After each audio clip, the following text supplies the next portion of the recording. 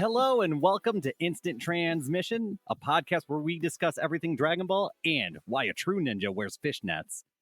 Tonight, we'll continue young Goku's journey through the original Dragon Ball series. With the amazing 21st World Martial Arts Tournament behind us, Goku continues his adventure in pursuit of the 4-star Dragon Ball as we cover the next saga, the Red Ribbon Army Arc. I'm your host, Dayton, and once again, I'm joined by my co-host, Todd. Hi. And normally we try to follow Kensenshu's guide to the story arcs in Dragon Ball, but due to the 39 episode behemoth that would have left us with, we'll be using the Dragon Ball Wiki as a guideline to help break up the Red Ribbon Saga. Tonight's episodes cover Dragon Ball episodes 29 through 42. Though the saga does officially cover through episode 45, Todd and I felt the story would be told better on our podcast if we ended just a few episodes earlier. And with all of that covered, was there anything you wanted to mention before we got down and dirty with the Red Ribbon Army? No, I think it's time to get down and dirty. All right. Well, episode 29. This saga begins with another adventure, the Roaming Lake. And yeah, this saga begins immediately after the conclusion of the World Martial Arts Tournament. Roshi recommends the boys take some time off and relax and enjoy life a little. But yeah, the boys are not really happy with that, and they're begging Roshi to do some training. Yeah, they're more excited than ever to get stronger. So Roshi's gambit joining the tournament as Jackie Chun kind of paid off here. And it basically we end up with Goku deciding that he's going to leave because Master Roshi tells them that they need to kind of figure out their own training. And so Goku's going to go and find his grandfather's 4-star Dragon Ball. Yeah, and there's kind of a breaking up of the band at this point where Roshi and Krillin kind of head off to do their own thing. We get Oolong, Puar, Yamcha, and Bulma deciding that they're going to head to West City, and Goku's hopping on Nimbus and going off in his own direction. So at this point, everyone is going and doing their own thing. Yeah, and we basically get to see Goku fly off into the desert. He's given the dragon radar by Bulma as kind of like a parting gift, where Bulma says that she no longer needs it because she now has her boyfriend. And Goku uses the dragon radar, following it into the desert. And the first person that he comes across is a familiar face in Nam. Yeah, and we see Nam returning to his village with the dino cap that Master Roshi had gifted him. And he unveils just two giant, colossal containers of water. But he even mentions that this is only a temporary fix because the nearby river that once supported the land near their village is completely dried up. So they're in trouble at this point, even though they did get something out of the tournament.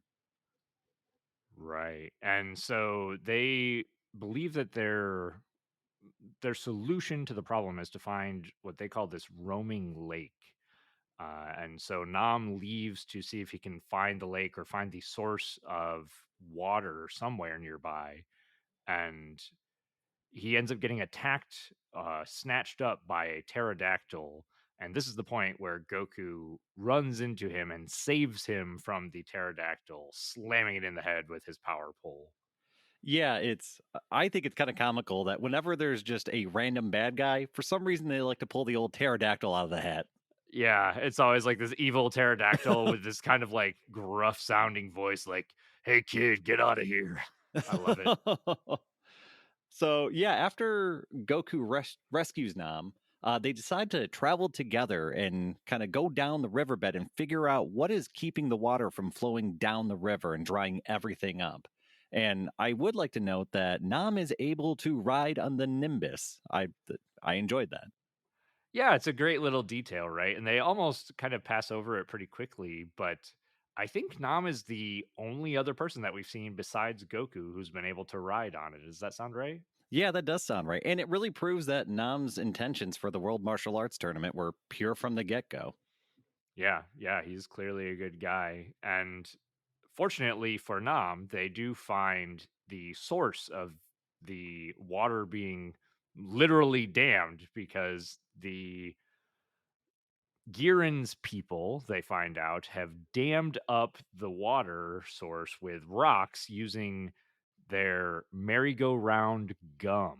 And we get to see kind of this expanded world lore of Girin and kind of multiple Girins, but Girin from the tournament seems to be like the head honcho or the strong guy around in this village. And we get kind of a tense moment between Goku, Nam, and the pterodactyl people. But Giran actually kind of clears up the air and shows Goku some respect. And he reveals that this gum that's gumming up the river, it's something that's impossible to break and that they weren't even the ones that constructed this dam. And Goku offers to go ahead and just break the dam loose himself. Yeah, so Goku heads down to the dam and he charges up a signature Kamehameha, and with really little effort beyond that, breaks the dam free. And Giran and his comrades are shocked that it was able to be destroyed so easily. Yeah, and we see water being restored to the river. It's almost like plant life is just kind of jumping back into existence with the water pouring down the river's path. And everything seems great for like 5 seconds. And that's when we see a desert storm is rolling in at this exact moment.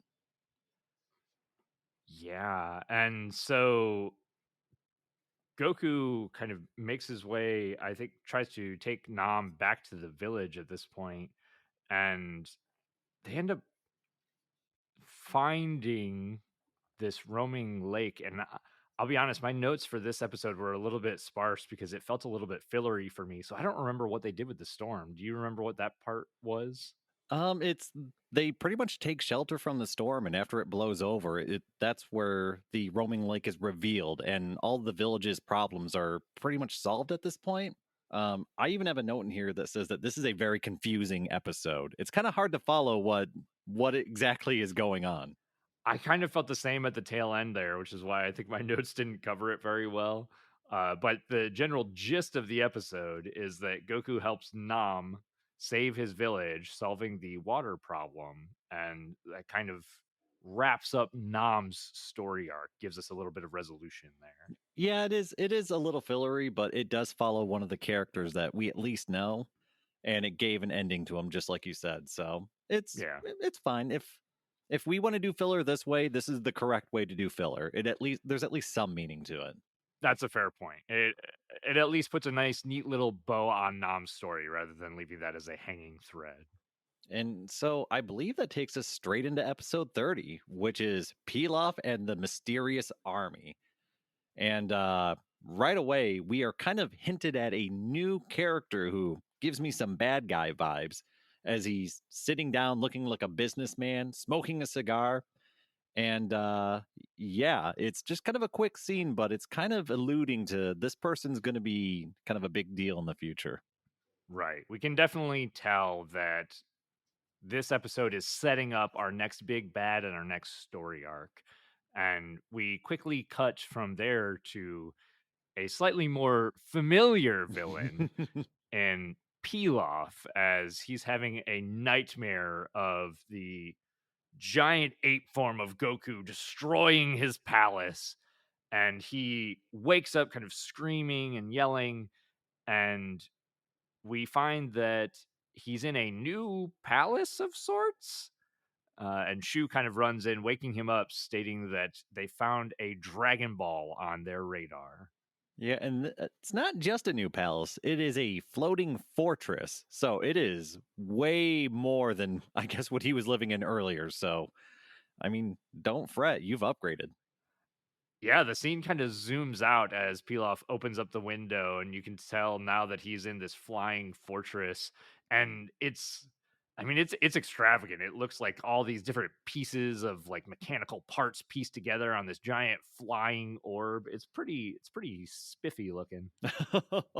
But yeah, we flip back over after being reintroduced to Pilaf to Goku kind of continuing along his adventure. And he decides to take like a nice leisurely swim in a forest lake. A young bandit kind of lurking nearby decides to steal Goku's belongings while he swims in this lake. And during kind of the chaos of Goku getting out, finding out that all of his stuff is gone, Goku jumps on his Nimbus and begins searching for the bandit. And I thought this was clever. He's able to pinpoint the bandit's location by telling the power pole that the bandit had stolen to extend until Goku can figure out where the bandit is. Yeah, I liked that. That was a we continue to see as kind of ignorant as Goku is, he's very crafty and creative when he needs to be, especially when it comes to combat. So I liked that a lot too. But Goku basically ends up flying down to where the power pole is. He ends up finding his power pole, but not finding the culprit having dashed away already and still having some of his other belongings, I believe, including the Dragon Radar. Yeah, and this is where we see this young bandit fleeing towards a nearby town. And this nearby town, I believe we get some shots of some military men who are in this town, kind of causing trouble, kicking down doors, and even taking people hostage. They're looking for the Dragon Balls. And so we kind of have this new entity that we haven't seen yet being introduced. And because they're looking for the Dragon Balls, they are in a crash course collision with Goku at this point. Right. And we then kind of cut over to the boy who stole from Goku, and he arrives at basically a pawn shop where he's trying to sell the Dragon Radar. And the merchant at the pawn shop is going to give him basically pennies for it. He's giving him, I think it's 10 zenny or something, completely ripping the boy off for this high tech gadget. But the boy agrees to it, giving the merchant the radar, and goes off to buy himself some food. Yeah, and this is where we get Goku kind of finally tracking down the bandit, recognizing the smell of the bandit, one of Goku's special techniques that honestly doesn't come up outside of Dragon Ball, is something I've noticed. No, that's a So, good point. so he uses follows his nose, tracks down the bandit, and the bandit very quickly points out that he sold it to a pawn shop, and Goku is sent in that direction. But at the same time, in this pawn shop, we see a certain Emperor Pilaf who's being shopped around and shown immaculate crowns and all sorts of things. And this pawn shop merchant is just trying to fleece Emperor Pilaf for everything he has. Oh yeah, he's putting on the charm. He's very much talking Pilaf up, talking him up as an emperor, and he wants to sell him a crown. And he eventually reveals a Dragon Ball to Pilaf, and Pilaf dishes out the dough, just a ton of money to purchase this Dragon Ball. And so Pilaf exits the shop only to run into perfectly timed Goku arriving at the shop looking for his belongings. Yes. And we get this kind of awkward exchange where Pilaf says he purchased the Dragon Ball fair and square. And quite frankly, he did. He showed up, he bought it. That's his property. So this is the first time I'm on Pilaf's side. But Goku, not taking that as an answer, decides he's getting that Dragon Ball back from Pilaf. And that's when we get this kind of kooky chase scene where Goku starts chasing after Pilaf. Pilaf is sprinting back towards his ship. Goku, on his way out of the pawn shop, notices the Dragon Radar and kind of grabs it while he's starting his pursuit. Yeah, and this is a I thought this was a funny exchange here because like you said, Pilaf's in the right here. He rightfully purchased this ball. Goku has no claim to it. And so they get into the Pilaf gang gets into their flying fortress and they take off, and Goku takes off after them on the Nimbus, and Pilaf inside the ship eventually ends up dropping the ball and it shatters. And so they realize that they've been duped by this merchant, that this was a fake Dragon Ball. And then they quickly begin to glue it back together. Oh yeah. So I think that about wraps up that episode, unless I'm missing something here. The only thing they basically show that the merchant has a bin of fake Dragon Balls, and then the very tail end is there is a real ball there, which was tracked by the Dragon Radar, but it was carried off by a bird inside of a nest atop the merchant's store. And that's That's right. Yep. So everyone's basically, being led to the correct location, but they're being given not the right thing.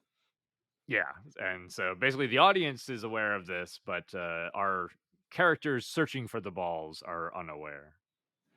Okay, yeah, and I mean, honestly, I thought it was a fairly fun episode, and it got us where we were going, so I'm pretty happy with that one.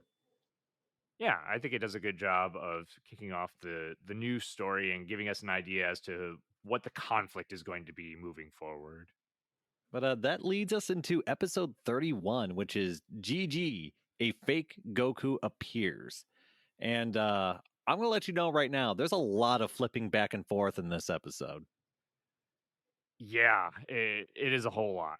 I think the very start here is Pilaf trying to pawn off this fake Dragon Ball that's been glued back together to Goku. And it is, in fact, the 4-star ball that Goku's been looking for. However, Goku kind of drops it as he's flying away, as the palace, the flying fortress, moves away from him. And as he goes to catch it, it falls into pieces in his hands. So at this point, it's pretty obvious to, well, everyone that this Dragon Ball is fake. So everybody's been kind of led on a wild goose chase at this point. Yeah. And here's the first kind of part where we flip completely to something unrelated, but basically it moves over to Chi Chi, and she is thinking about planning a wedding with Goku. Yeah, she's kind of doing a little bit of daydreaming. She's kind of head over heels for this young stud. And they decide that they're going to use their house psychic to kind of look into Goku and kind of get an idea of when they'll see him again. And they get a very sketchy prediction that Goku will be coming to visit them very soon. And so there's this huge just eruption of excitement. And yeah, the Ox King starts preparing for a wedding. Yeah, because that makes sense for a 12-year-old, and I don't. At this point, I don't know how old Chi Chi is here, but I think she's very close to Goku's age. So they're young. They're really young.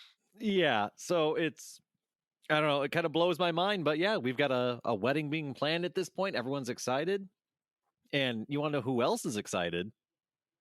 Pilaf, who comes across the Ox King preparing for the wedding. And when he kind of zooms in and looks at all of them, they see a sign welcoming Goku. And with the Dragon Raider picking up a ball kind of in that area, Pilaf starts hatching a plan to dress up Shu as Goku and attempt to fool the Ox King. This is a very complicated plan. So, It is pretty complicated. The reason that they tracked the Dragon Ball down here too is that we, the audience, got to see the bird that was carrying the Dragon Ball get eaten by a pterodactyl. that's right. And then the Ox King use a boulder to take down the pterodactyl because that pterodactyl is going to be the wedding feast.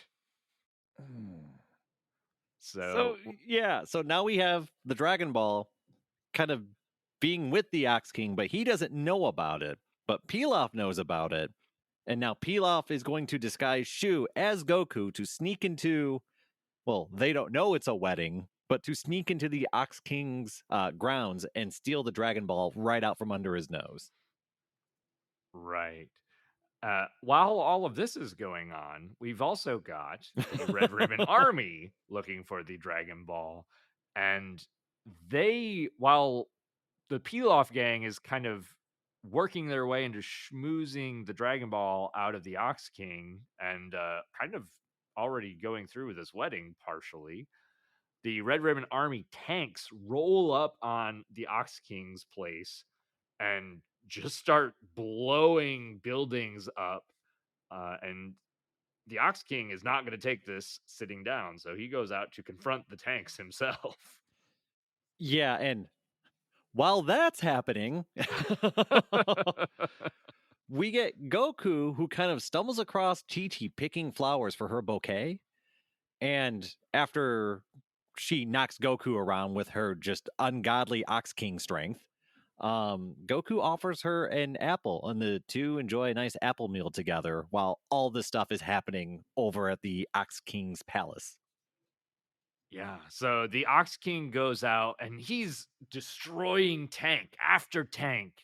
However, the general here fires some sticky goo in the Ox King's eyes, and it allows the rest of his soldiers to capture the Ox King in a net. Uh, at which point, we switch over to the Pilaf gang, where they are pulling the Dragon Ball from the pterodactyl feast and escaping using their flying fortress. Yeah, and this is where we kind of get everything, I think, more or less kind of wrapping together. So Right. at this point, yeah, Goku and Chi Chi notice the smoke from the village in the distance and they jump on the Nimbus. That's right. Chi Chi's the other one that can sit on the Nimbus. Oh, you're Um, right. Yeah, good point. so they jump on the Nimbus and they head back towards the grounds as they see the smoke rising from the Ox King's palace. And yeah, I think it more or less kind of ends right there. Yeah, the Red Ribbon Army is in hot pursuit. Goku and Chi-Chi are in hot pursuit. And like you said, all of this is going to kind of come to a head as these three factions meet one another. And I think that takes us to the next episode. Yes, which is episode 32. It vanished, the flying fortress in the sky. And yeah, the military general shirtless guy, his name is Colonel Silver. We're finally introduced to him. Hey. And Colonel Silver, is going to be pursuing Pilaf's flying fortress here. And Goku and Chi Chi end up freeing the Ox King from Colonel Silver's net trap. And Goku is going to also move in hot pursuit of the Dragon Ball, Pilaf, and the Red Ribbon Army, but now kind of leaving Chi Chi with her father. Yeah, and we get Goku kind of running out and going to jump on his Nimbus. And I did think that this was funny that as Goku's leaving, Chi Chi yells out, "What about the wedding?" And Goku replies, "Don't worry, I'll try some of that next time," thinking that it's some sort of food.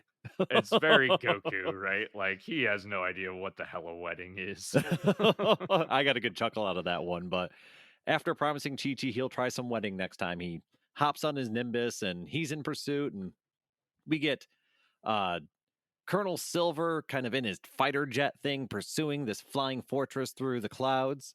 And we get this kind of mix up where they're all diving through the clouds and they lose track of Pilaf's fortress, which blows my mind. How do you lose track of that? I have no idea. It's kind of cool getting to see Pilaf do something well for once, though. You got to give him a win. Yeah, exactly. And he ends up popping up behind Colonel Silver's fighter jet and ends up shooting it down. Colonel Silver gets shot down. However, Colonel Silver ends up calling in reinforcements.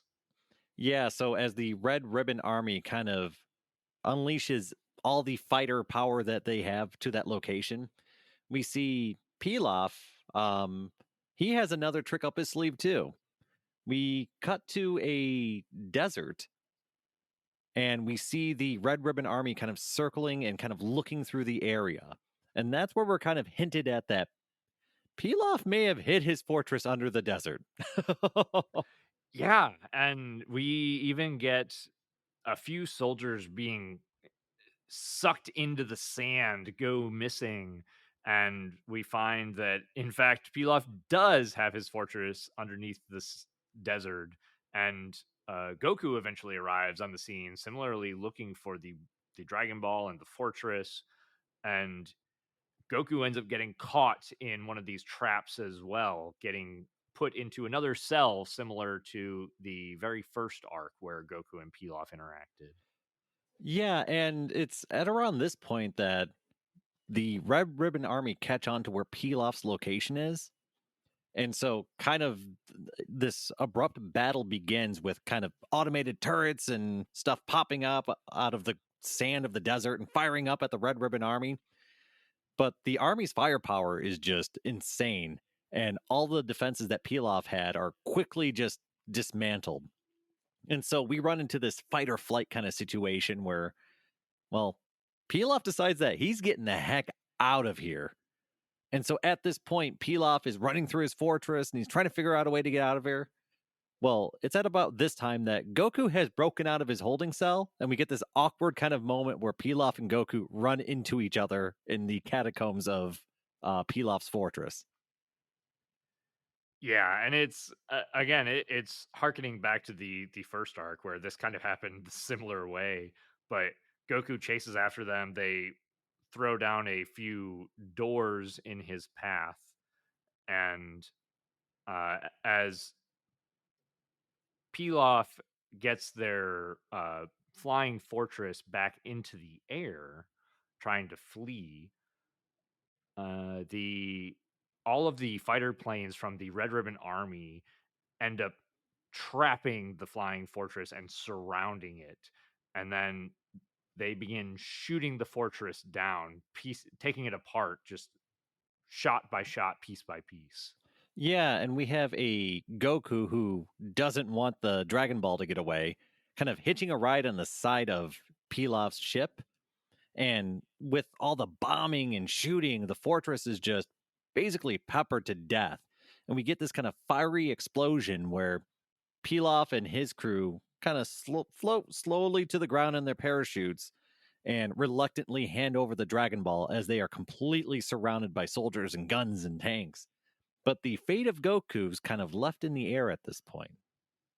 Quite literally, with him hanging from the fortress. And Colonel Silver looks like he's going to win the day here. And I think that carries us over to the next episode. Yes, which is episode 33, The Legend of the Dragon. And yeah, we get a pretty brief shot of Colonel Silver sculpting those perfect abs. Ooh, pumping that iron, getting all sweaty. Oh yeah. Oh yeah. We gotta have that montage of Colonel Silver showing us just what a badass he is. I think this ends up showing us, is this the episode that has the boxing scene too with him at the beginning? I do believe so, yes. With him just beating up a bunch of other boxers. I mean, if you got it, flaunt it. Like, good for that guy.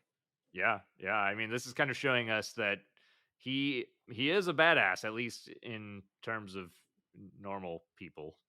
Yes. So he can take down normal soldiers like it's nobody's business. This guy, he's strong. He might be someone to look out for.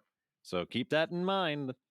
But Yeah. we after that brief scene of kind of showing off the ambition and the capability of Colonel Silver, we cut over to a Goku who had barely survived the explosion of Pilaf's fortress ship exploding. And yeah, he was saved just in time by the flying Nimbus, who is now his best friend. I mean, if I had a flying cloud that saved my ass time and time and time again, it would be my best friend too. You're not wrong. And so after kind of recovering, Goku awakens and he's having dinner with a bunch of monkeys. Yes, and he basically saves the monkeys from a predator cat in the jungle. Um, he's still trying to kind of track down the Dragon Balls, and we kind of cut over also to a scene briefly with Colonel Silver meeting with Commander Red, who was the character that we saw at the very beginning of this arc.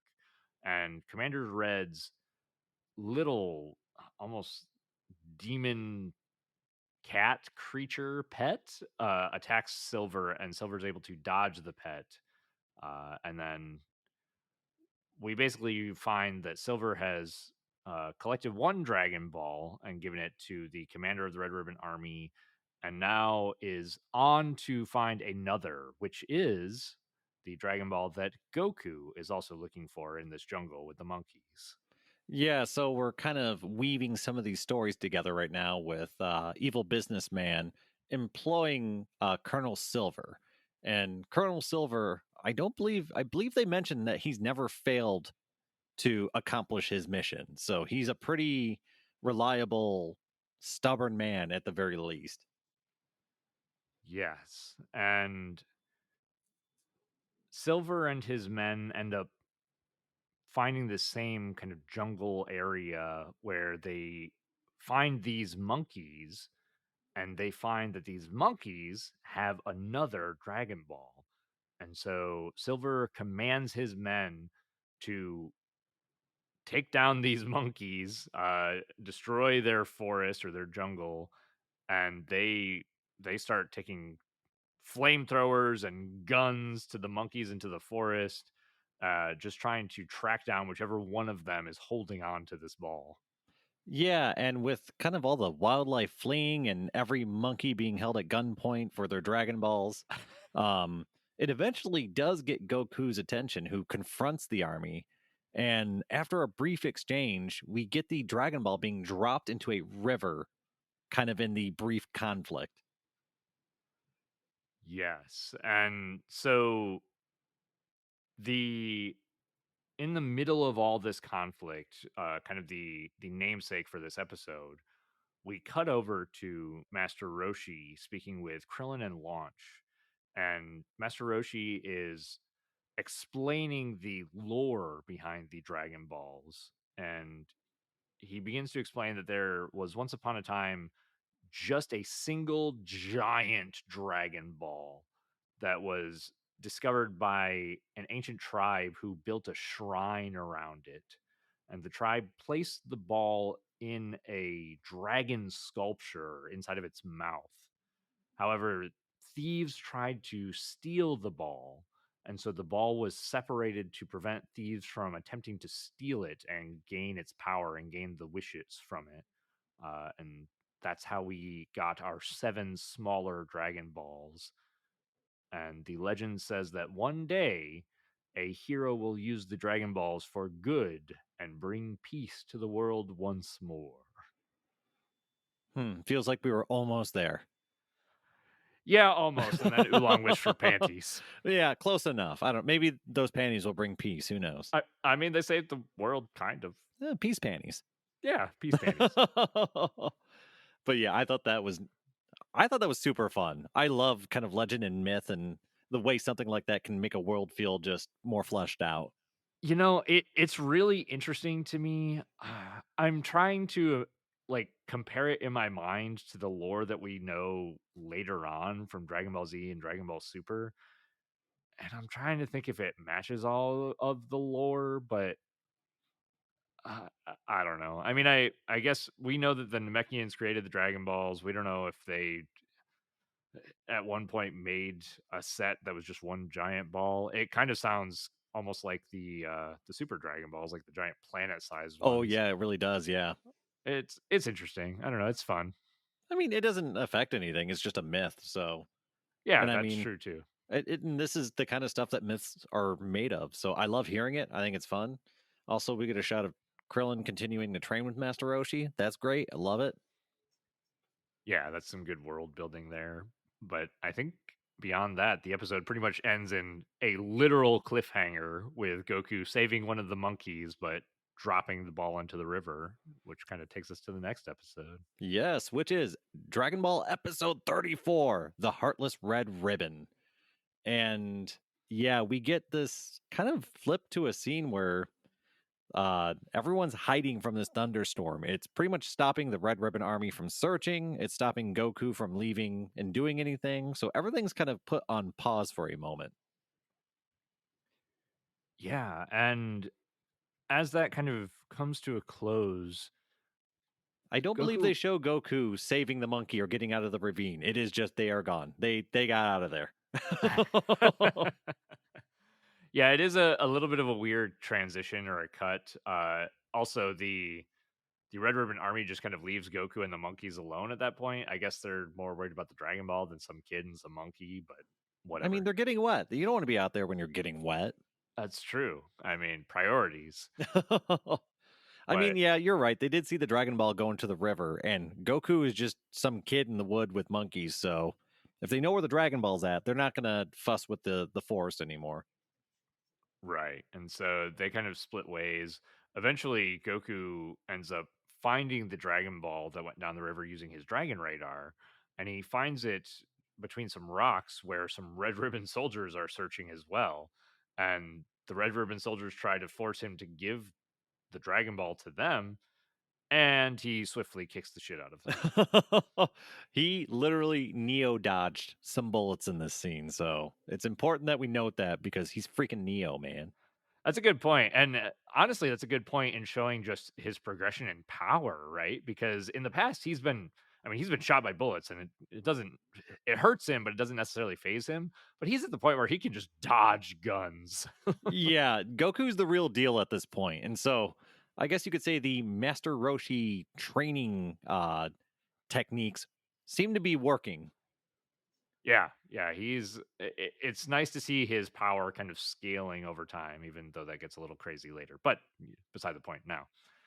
Uh And so Goku ends up flying away with the Dragon Ball in hand on his Nimbus cloud. However, he flies right past Colonel Silver. And Colonel Silver, being told that Goku has the Dragon Ball, takes out a rocket launcher and fires it at him.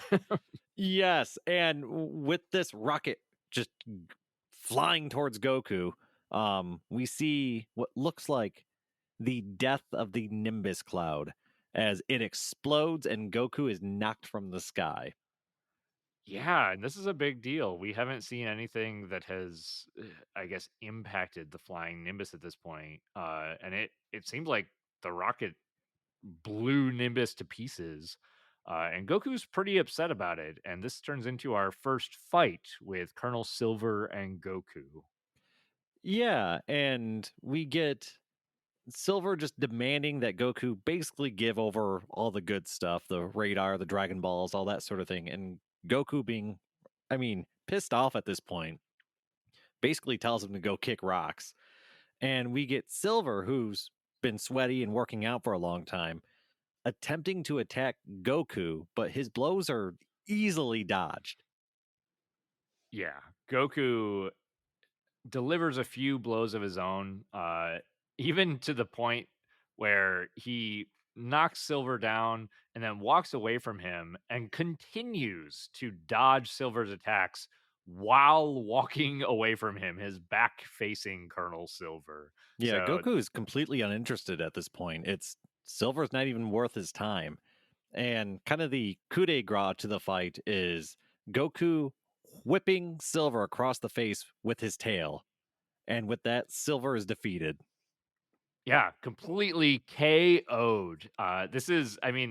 Like you said, Silver wasn't even worth Goku's time. This is pretty excellent. And we got our little training montage from Silver. We know that he's no slouch, but not on Goku's level.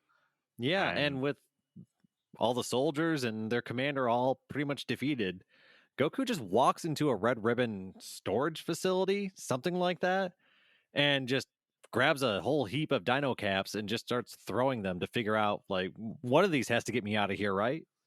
I love this. The first one that he throws is this robot, and it basically is asking him what he wants, and he's like, "Hey, I need to travel to go find this Dragon Ball." And the robot's like, "All right, throw this dino capsule. It has a plane in it." Goku's like, "I can't fly a plane." The robot's like, "I can." And just like that, Goku has a freaking robot assistant and an airplane. That's a hell of an upgrade if you ask me. Yeah, it's wild. And Goku doesn't know anything about technology. So just this kind of pairing of this robot and this plane with Goku in it is really comical to me. But this is a very short-lived I guess experience because pretty much almost immediately after getting into the plane and flying off, we get Goku kind of entering this cold environment where he starts getting cold and freezing up and the robot doesn't feel cold, but we do see everything kind of lock up and the plane kind of crash from the sky, and we are pretty much left there with Goku being dragged off into the mountains. Yeah, we don't really get to see it looks like there might be some girl that's dragging him, and we do see that the Red Ribbon Army is still searching for him in this now incredibly cold and snowy environment. And that'll take us, I think, to the next episode. Oh, I do have one more note. Oh, yeah. Colonel Silver is disgraced and kicked out of the Red Ribbon Army for his failures. That's right. They almost go through that really, really quickly. They almost make it seem like they're going to kill Colonel Silver, but then he just walks out. Yeah, so we kind of have this at this point. This is just a loose end, and I don't know. I don't know if we'll encounter Colonel Silver again or not, but he's out there. Yeah, yeah. So we'll have to see if he actually comes back later on. But I think that takes us to the next episode. Yes, episode 35, The Girl of the North. Snow, SNO. I didn't realize that's how that was spelled. Okay. I think they added an extra letter. I think in the English dub, they pronounce it Suno. They do. Well, that's not Yeah, confusing or anything. yeah. The English dub and the Japanese have the names are slightly different. Okay, so snow or suno, both mean the same thing. So bear that in mind going forward. Yeah, and But yeah, we get the Red Ribbon Army kind of mobilizing and looking for Goku in this plane, and they come across the crash, and they also come across the tracks left behind from Goku being dragged from the crash site. And at the same time, a blizzard starts rolling in. So we get Goku being dragged through the mountains. We get the Red Ribbon Army kind of knowing the direction they need to go, and we get this blizzard rolling in. So we've got three things all happening at once right off the bat. right. And fortunately for Goku, this girl dragging him pulls him out of the blizzard and into her home, at which place we are introduced to Snow or Suno, and she shows Goku to her mother, where they then set Goku out by the fire to thaw him out. And they are they were both worried that he was dead at this point, but fortunately Goku has a high constitution. Yes, and some hot cocoa, and a very obviously thirsty redheaded girl that's kind of fawning over him. Yeah, she's excited, I think, to have another kid in the village, is what she says, and she wants to play with him. Mm, Uh, hmm. we get the impression that there are not many children here. Yeah, and it's at this point they begin talking, and Goku reveals that he's in pursuit of the Dragon Balls, and this causes the Suno and her mother to both kind of recoil, and they ask if he's working with the Red Ribbon Army.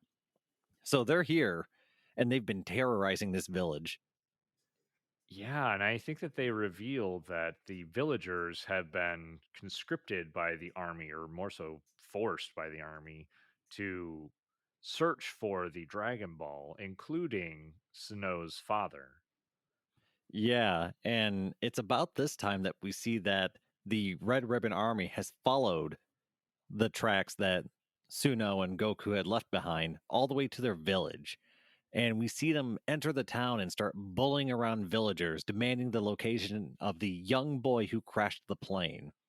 We also find out that the Red Ribbon Army has taken the village chief hostage to keep the village compliant with all of their demands. Right. And the Red Ribbon Army is not they're not passive about their demands. They are shooting up these households, and they eventually get to Snow's house, and the mother and Snow tell Goku to hide, and he says, "Oh, I got to use the bathroom." And so Something that happens a lot. Goku is hungry, and also Goku needs to use the bathroom. he's a simple boy, you know, I mean, everyone can priorities. relate to those things at least. That's true. I frequently eat and use the bathroom. That's a deep character right there. Uh, And so these soldiers burst into the home. They're looking for this kid that we know to be Goku. and Snow and her mother lie to the soldiers, saying it's just the two of them there. And then we hear a flush from the bathroom. I did find that funny. I mean, the timing's perfect, and it's very Goku to do something like that, right? He's like, "Oh, I've used the bathroom. I better flush it." At least he's being considerate. That's true. But unfortunately, the Red Ribbon soldiers are not quite as considerate. Yeah. And they line up their guns in the bathroom that Goku is in and they just unload. They don't even open the door. They don't even they don't knock, they don't do anything. They just start blasting. I mean, this is showing us what type of men are the soldiers in the Red Ribbon Army. They're just going to shoot and murder a 12-year-old boy without a second thought. Yeah, and I actually have a note on that later that just says, "I can't believe how many people are willing to shoot a child in this show. Oh I my mean, god." that's a good point because Bulma kind of did the same thing. So, Yeah, I guess you're right. As far as morality, mileage may vary. yeah, but whereas Bulma shooting Goku, I think was more of a gag and also a way to show how strong Goku is. I think the intent here is to show the themes that the Red Ribbon Army are evil assholes. They absolutely are. And after being shot while on the porcelain throne, the door creaks open and we see a very perturbed Goku who quickly dispatches these troublemaking soldiers. And it's at this point that Goku just promises to free their village chief who's being held up in a fortified fortress called Muscle Tower. So Right. after attempting to brave the snow once, Goku is given some winter clothing and his march begins. Yes. So Goku arrives near Muscle Tower where he runs into one of the tanks from the Red Ribbon Army and multiple soldiers, as well as a tank armed with a machine gun. And he basically attacks these soldiers, beating up several of them, dodging the machine gun, getting beneath the tank, uh, and just taking out the tank as well as the soldiers swiftly without much effort at all. Yeah, it takes Goku about 10 seconds to dispatch an entire armored convoy. So it's or patrol, I guess I should say. But yeah, it's pretty much nothing. And once Goku dispatches them, he just continues on towards Muscle Tower. Yeah, he gets to the base of the tower, rushing it, blocking bullets from the soldiers with his power pole, which is a super cool shot, by the way. Oh, this whole And shot at the end here is fantastic. With the oh blocking yeah, the bullets and then he does the extending the power pole and just the animation for the sweep, knocking out like 3 soldiers all at once looked fantastic. it's so good. I love this shot. Right? Because it's visceral. It's not anything too over the top. It's just a greatly animated clobbering some folks with a stick. And this is so different from the action that we've gotten prior to this in Dragon Ball 2, where I mean, in the first arc, a lot of the action is kind of goofy and slapstick. And then in the second arc with the tournament, it's a lot of one-on-one fights. It's this powerful guy or a girl against this powerful guy or girl and just duking it out. But this is a very powerful child against an army of armed men. Yeah, I mean, it's interesting because this is the first time that I think, well, I guess fighting Pilaf was about the same as far as fighting a truly evil opponent, but I don't Yeah, even know if Pilaf is he purely evil or is he just like a spoiled child? I can't tell. it's a little bit of both with Pilaf, I would say, but I think this is different from Pilaf, if only because the way that the Red Ribbon Army is treated in the story versus the way that Pilaf and his gang are treated in the story, where Pilaf is treated more like, yeah, he's evil, but he's kind of goofy and he's never really going to get his way. Whereas the Red Ribbon Army feels like a legitimate threat. Yeah, they're an actual operation and they're serious, like you were saying. Whereas Pilaf's doing childish shenanigans. So there's kind of this two kids, I guess, doing childish things with the Pilaf stuff. With here, it's no, like we have a mission. We're just going to shoot this kid. We're not messing around. There's no elaborate, holding you in this cell and sending you through pinball hallways or anything like that. It's just no, just shoot the kid with a gun. What are you doing? Yeah, yeah, exactly. So the stakes have definitely risen here. And as Goku kind of beats up the entry soldiers to this tower, he uses his power pole to get up to the second floor. And I think our closing scene for the episode is seeing General White awaits Hmm. in the top of the tower. Yes, and that leads us into episode 36, The Terror of Muscle Tower. And General White actually just invites Goku to find the chief, who he says is at the top of the tower. And as soon as Goku opens the first door into the tower, he's met by a gang of soldiers who are just arrogantly approaching Goku, not even like treating him as a threat at all. Yeah, and it's I think it's a group of 3 or 4 guys, and, we've got, like, a guy with a knife. I think a couple of them might have guns, but they're not really using them. Goku dispatches them without a second thought, just very little effort. We get to see Goku breaking out a little after image just for a little flair. Yeah, and it's cool to see him kind of casually using a technique that he learned in the previous arc. That's a good callback. So it's just another one of those little examples that Goku's getting better. He's learning. It's his techniques are being, I guess, refined a little bit more. Exactly. And that pretty much moves him from the second floor to the third floor. And I do want to point out here, too, that this to me is almost like the quintessential shonen anime progress of our protagonist has to fight their way through the minions up to the boss. And this is like a literal interpretation of it with the muscle tower of like getting through each floor to get to the final boss on the top floor. I was gonna say I was thinking like a video game the entire time where it's just you've got the all the mini bosses before you get to the main boss sort of thing. Yeah, I love it. I'm totally here for it. And I think Dragon Ball, if not the originator of this trope, it definitely was one of the first anime to really popularize it. Well, when Goku goes up to the third floor, we get the most metal sounding boss ever, Metallitron. Yes, and I had to look up this guy's name because Major Metallotron sounded, Awesome. I mean, awesome and ridiculous to me. So, but He's his in Muscle Tower. It works. It fits. I mean, to be fair, his Japanese name is not any less ridiculous. It's Sergeant Metallic. Oh, that's great. Well, Metallitron works, I think, the best in English because they made him sound like Arnold Schwarzenegger, and it is hilarious.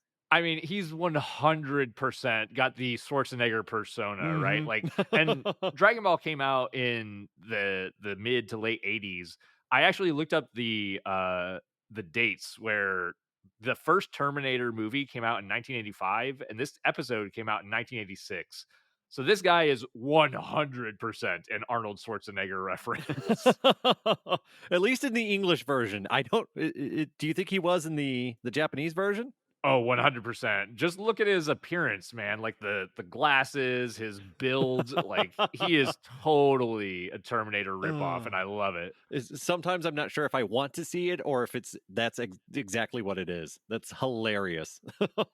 Yeah, it's good. I mean, we're gonna get to one of the other robots later on has some clear Th- Those influences. are even So more obvious somehow. yeah, a little bit.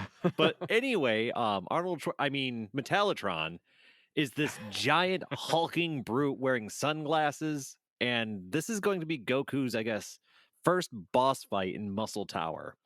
And we get a quick exchange where Goku just does his typical "I'm gonna punch ya" and it's gonna be awesome, and Metallitron's knocked over. But this is the first time in a long time where Goku used a serious punch and it didn't fell his foe. Yeah, and Goku does this multiple times, multiple punches, multiple kicks, knocks the guy down time and time again. However, Metallatron keeps getting back up and eventually gets his hands on Goku and tries to crush him. And I think Goku is just barely able to break free. And I mean, has to resort to something a little bit more drastic here. Yeah, and at this point, they're really starting to hint at what Metallatron really is. We see him kind of stand up, and behind his sunglasses, we see red eyes kind of flash. And then at some point, we even get like a Metallatron POV or point of view where it's almost like he's locking in on Goku, and there's like numbers popping up. So it's starting to become obvious that Metallatron, he's not a normal dude. So I wanted to make a note about this because I paused it on that screen where it has the readout from Metallatron's point of view, and his scanner actually on there in English indicates that Goku is an alien, which I Does thought it? was I never caught that. Holy I crap. I paused it because it had a bunch of text up there, and I was like, "I wonder what that says." And it specifically says Goku is an alien, and I was like, "Holy shit!" Okay, wow. I didn't realize the seeds were planted that long ago. Holy crap.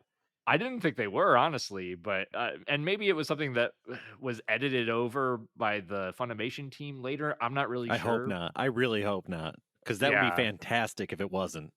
it's a really cool little seed and nod to the future, so I thought that was really cool. Yeah, and so wow, that just blew my mind. So yeah, once it's kind of obvious that Metaltron is not a person, but more likely a machine, we see him open his mouth and fire a key blast from his mouth, which is one of my favorite things in Dragon Ball. I love it when things do that. I love that too, honestly. I think he, at that point, blows up the wall, and Goku is just barely able to dodge. Metallatron kind of thinking that he's destroyed Goku with that blast.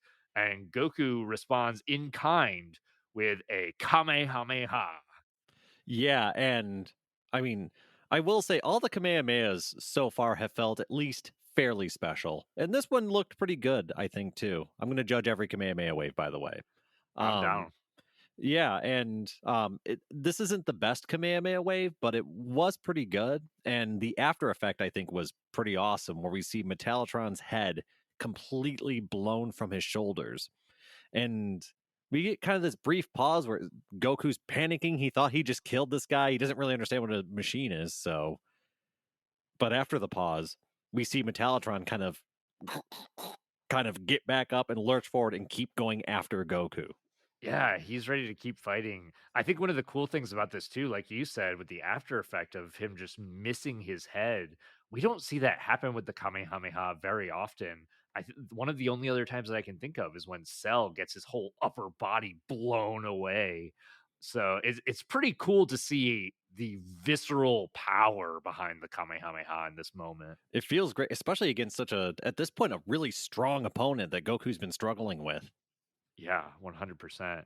And the this unstoppable force of Metallatron ends up attacking Goku again. We get a really, I love this, but a rocket punch from Yes. Metallatron. Yes. The good old classic robot rocket punch works every time. Oh man, I love this. I also just want to point out that this gets mirrored by Android 16 I was going to in point that out the too. Yep. yeah. I love it. So, Give me more rocket punches. I'm all here for it. And I think Goku, after getting plowed by the rocket punch, uses his power pole to pierce where Metallatron's heart should be, which I thought was really interesting. Like in my mind, I was just thinking, is this Goku trying to be lethal? Like literally trying to kill this person or creature or whatever?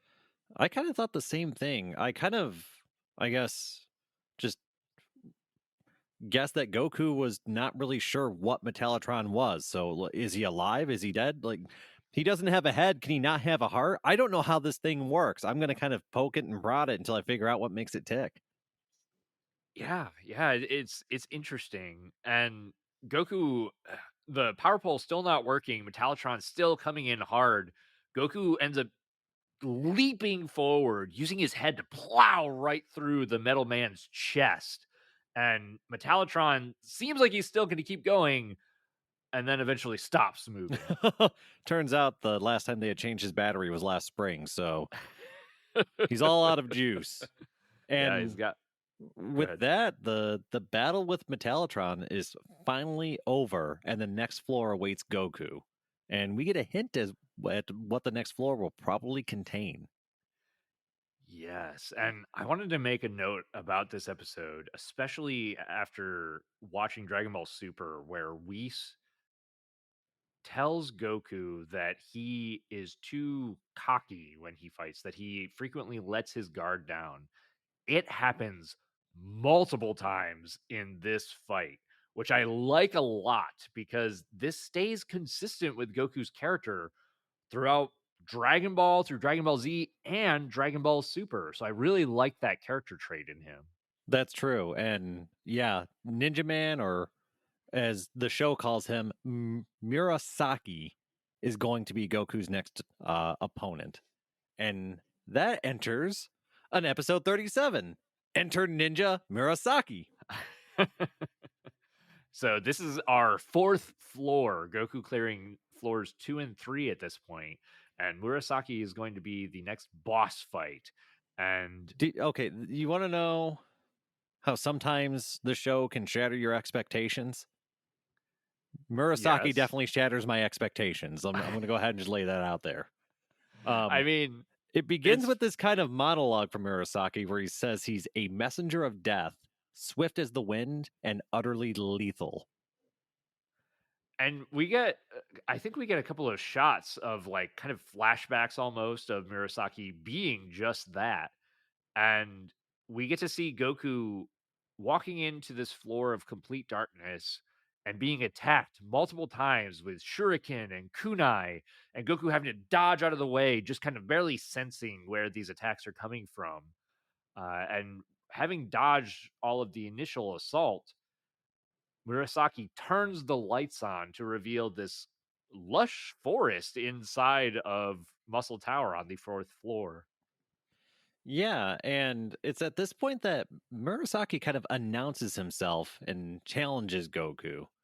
And we get this battle between Goku and Murasaki where the ninja, he does not reveal himself. He kind of strikes from the sides and shadows, and he's not really looking to exchange blows with Goku. Right. And Goku's keeping an eye on where these attacks are coming from as Murasaki's dashing between the trees. And Goku just casually picks up a rock, keeping an eye out, and chucks it, hitting Murasaki right in the head. Yeah. After hitting Murasaki with a rock, Goku goes to the location where he expects to find Murasaki, but instead finds a Master Roshi level photo of a girl on the ground. And there's this brief bickering between Murasaki and Goku about how it's Murasaki's property and that Goku shouldn't steal it. Yeah, Murasaki, I think, reveals himself to take the photo. And then he basically begins playing games with Goku as he tries to hide under a fake rock, telling Goku to count to 30. So, just to show you my roller coaster of emotions, my first note is the messenger of death, swift as the wind, and utterly lethal. I'm pumped to see Goku fight another trained warrior. Then this stuff happened, and I said, I'm getting less pumped. uh, Yeah, so yeah, I mean, it's fun. But I really wanted to see like Goku fight like another trained martial artist who was kind of looking to like actually deal lethal damage to him. I really wanted to see it. yeah, I can't really argue with you there because I love that sort of fight. But this is very Toriyama. This is very much the way that he likes to subvert expectations. Where he did, I mean, I think you and I here both kind of fall into his trap where he's like, "Ah, Murasaki, I'm a super powerful ninja, and I have all of this training to assassinate people." And I am kind of a goofball and just play ninja games. Yes, and games they play as they play hide and seek. Um, they play like tag. Basically.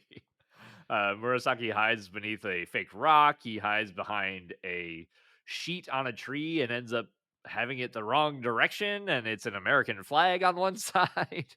Which you And gotta have then those 2 things on the same sheet, right? This is uh, my one side camo tree, other side America. Actually, that checks out. Yeah, I would have that. it makes sense to me. But Mhm. I think he even says something about like his mother was supposed to put the tree pattern on both sides or something. That's right, yeah. Oh. And then he eventually, like, while playing hide and seek, Murasaki hides in the water and Goku has to find him and he just hears the sound of Murasaki breathing through a reed in the water. And then he pours boiling hot water down the reed. Which is the reasonable response. I yeah, I mean it's great. Like I don't think that Murasaki would be talking after that. No, no, that would be horrible, especially because it might go straight into your lungs. Yeah, yeah, you'd probably I mean, I don't know if that's a great way to hurt somebody, but then it turns into a foot race between Murasaki and Goku. Yes, but Murasaki plays dirty, so he uses caltrops to keep Goku from catching him. So Goku runs over to a nearby bathroom where he saw wooden sandals and puts those on, and now he can race with Murasaki. He's I mean, as goofy as it is, this is again showing Goku's ingenuity. I also wanted to point out here that right before the race, Murasaki in the English dub calls Goku Little Tortoise, which I thought was just very appropriate and fun. It is part of his origin at this point, so I do love it. Yeah, and he's got the turtle symbol on his gi, so I thought this is a pretty fun nod to that. But Goku with these shoes beats Murasaki in at foot speed, and so this at this point Murasaki's angry, and he just tries to attack Goku with his sword. Yes, he draws his samurai sword underhanded like a true ninja and leaps into the air ready to strike Goku, who is also prepared. But he's prepared by sticking his power pole into the ground and just stepping back and watching Murasaki land on top of it and literally getting the power pole stuck in his butt.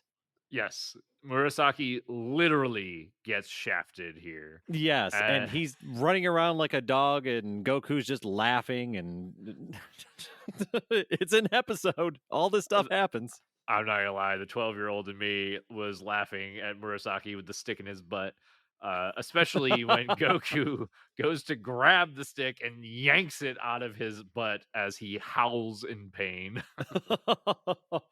Oh my god. It was one of those things where I had to pause before I could laugh because I did that really just happen? Yeah, and I mean, honestly, I'm not gonna lie, this reminded me of another anime, more modern, with One Punch Man, where a ninja attacks Saitama, and Saitama just gently punches him in the balls with his fist.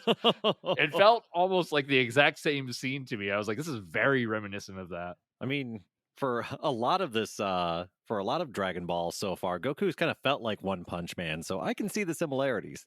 Yeah, yeah, absolutely. We do get the And battle kind of kicking up a notch as Murasaki and Goku trade another blow with the power pole and the katana, and Goku's power pole is able to actually break Murasaki's sword. And so he's looks disarmed at this point and he challenges Goku to hand-to-hand combat since he no longer has a weapon. But Murasaki's a coward. And so once Goku lets his guard down, kind of like what you were talking about earlier about Goku letting his guard down and getting tricked, as soon as Goku puts his weapon away, we see Murasaki pull out a boomerang blade. I'm not sure what the name of that weapon is, but he hurls it at Goku, and Goku is just barely able to dodge it. But while Goku's looking at Murasaki, the weapon kind of rebounds back around, catching Goku in the back of the head and knocking him to the floor. yeah, Goku is KO'd here, and it shows the type of person that Murasaki is. And it's kind of fun getting to see Murasaki be ridiculous, but also be strangely competent in a kind of lethal way here. And I think that kind of moves us forward to the next episode. Yes, episode 38, Be Afraid, The Art of Division. And immediately we see Goku pull himself off the ground, so that tension's gone. Um, He's angry yes, too. he's very irritated with Murasaki, and he just launches himself at the cowardly ninja who begins fleeing for his life. Yeah, Murasaki throws shurikens at Goku. They end up hitting the tree. And this time, Goku grabs the shurikens and chases Murasaki into the little dojo or little building in this on this floor. And Goku decides to throw the shurikens at Murasaki, who in turn flips these tatami mats off the floor to block them and blocks them over and over and over until the very last one where he runs out of mats and gets stuck right in the forehead. For a second, I was just like, is there going to be long term damage here? Because I feel like that results in long term damage. I know I wouldn't want to take a shuriken to the forehead. Oh, I, yeah. But we cut over briefly to a scene with the village chief in a prison cell. So this is our first time getting a shot of the village chief. But it's a very brief scene as we move back to Murasaki using a smoke bomb and water shoes to escape from Goku over the river. Yes, and this river is full of deadly piranha that will eat anything that they can get their mouths on. And we get this, I guess, comical scene where Goku can't hear Murasaki talking about how the water is full of these dangerous fish. And so he walks behind a bush and grabs a giant dead fish and throws it into the water. So that way Goku can see just how dangerous that water is, because why does Goku need to know that? Just let him go in the water. Come on. Yeah, it is kind of a weird, like, why'd you give away your ace there? But because Murasaki told Goku it was dangerous, Goku decides, I'm gonna jump this river. So And he does. yeah, he actually makes it look easy. But I think it's at this point that Murasaki he's kind of getting mad that Goku's beating him at every game that they play. Every, I guess, opportunity that Murasaki has to kind of one up Goku, Goku wins. And this is where at first I thought we were seeing kind of an age old technique as Murasaki channels ki into himself, and we see four more Murasakis step out from behind Murasaki. And so now it is a five Murasaki versus Goku battle. My notes actually even say multi-form technique times 5. I saw that. I was uh, like, oh, wow. I was like, I didn't realize that was the first one. yeah, yeah.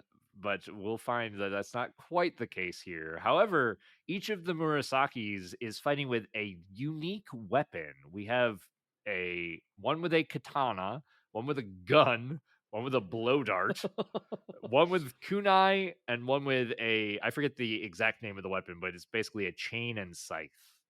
Oh, yeah. And yeah, all of them have different weapons. I put my money on the gun kata guy. I think that is the best martial art form. And at this point, Goku thinks that this is just a variation of the after image. And so his immediate thought is, all right, I have to figure out which one of you is the real one. Yes, and Goku is struggling to fight 5 Murasaki. I mean, all of them are attacking him kind of relentlessly, and he uses the after image technique himself to actually combat the multiple. I almost gave it away, but uh, the oh, you know what? I think they actually do reveal It here. is about this point. Yep. Yeah, that it is not a what we thought to be the multiform technique, but they are 5 Murasaki brothers. And I think he says that Murasaki himself is the oldest. But Goku then uses his after image technique to best the brothers.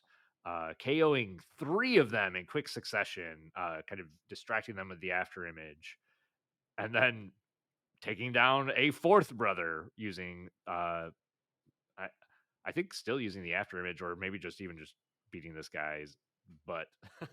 I will say, when he explained that, for some reason, I still didn't believe him when he said it. I was like, no, this is multiform. I was like, I don't believe you. I wasn't quite sure either. I was like, is this like another ploy? Is he fucking with us again? Like, what is going on here we exactly? we But did get a brief Ginyu-esque pose though when the five brothers first appeared. So oh, that's a good catch. I did not notice that. That's really fun. so all of them kind of standing there kind of triumphantly, and then we get the goofy background or whatever. So that definitely stood out to me because at this point it's a staple in Dragon Ball. It really is. I'm glad that you caught that because that's a lot of fun. But that turns into Murasaki number one running away from Goku, and he moves up to this cage where it seems like it's going to be his maybe his last ditch effort here, but he releases some sort of creature.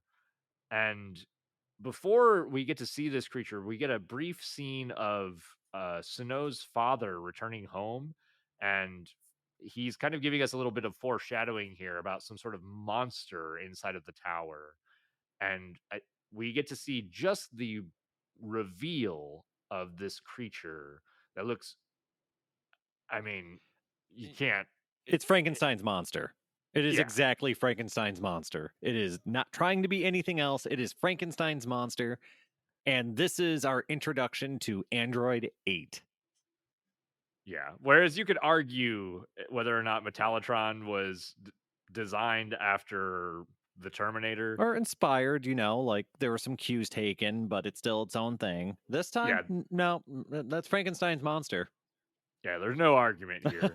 And I think that reveal kind of takes us to the next episode. Yes, which is episode 39, The Mysterious Artificial Human number 8.